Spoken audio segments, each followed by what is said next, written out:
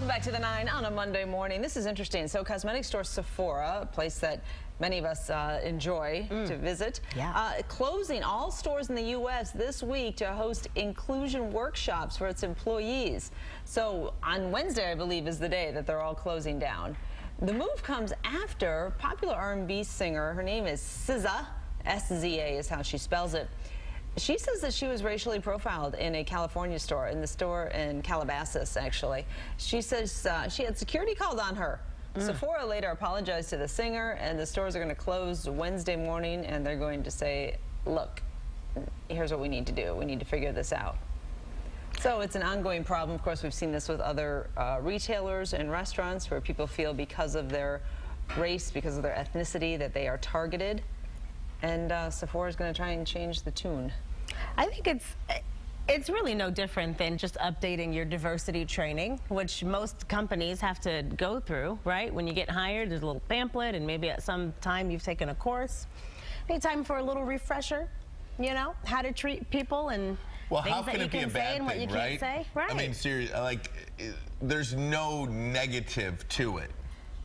Right? I mean, I agree. Other than to the company who's going to lose a day of sales, but you keep doing that enough, or give a perception that you're racially profiling people, you're going to lose a lot more than one day of sales. I am a wee bit surprised. Sephora, and maybe this is because makeup lines have now become very diverse, where we're seeing more makeup lines that are more inclusive as far as understanding, you know, all these different colors of skin, and there's so many more brands out there. Rihanna has her brand. Very true. Maybe that's bringing a whole new clientele to the store. I'm surprised. I think back to Pretty Woman, the movie Pretty Woman. Julia Roberts walks in. She's a prostitute. She walks into a high-end store on Rodeo Drive, and they essentially kick her out. Right.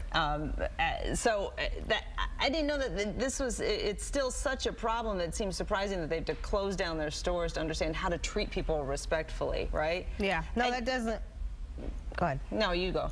Surprise me at all. One, I appreciate the corporate responsibility.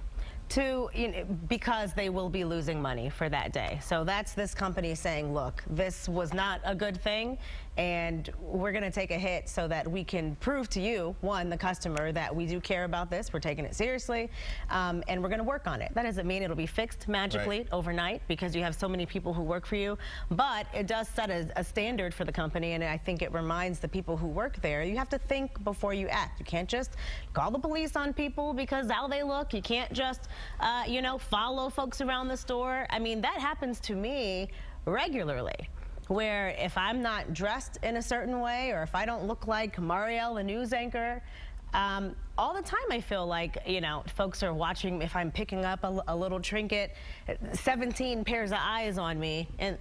And so, yes, we do need to remind ourselves, you know, how you're supposed to treat your customer. So I don't think it's a negative thing. Also, that store was taking a hit because SZA went on social media and said, this is what happened at this Sephora location. So, yes, Sephora is being proactive, almost. Reactive. Well, I would call it reactive. Reactive and proactive. Trying to appear proactive. If you're a nation, like I guess you can get it internationally, but if you're a brand like Sephora, and you're in multiple different states and multiple different locations with multiple different, I hate to see one or two employees like tarnish the whole company. Tarnish the whole company.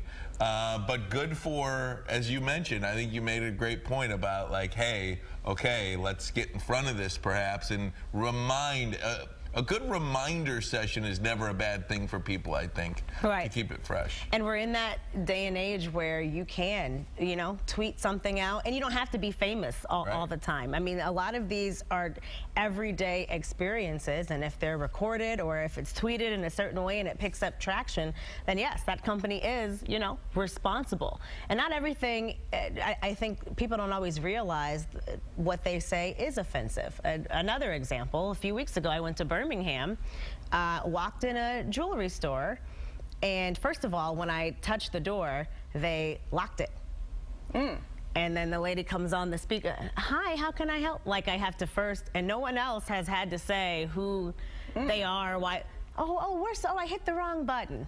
Okay, so I go in, and then everything is fine, but she asked me, are you married to a basketball player? No, she didn't. But she was making conversation. Crazy. But why do I have to be married to a basketball player in order to shop at your store?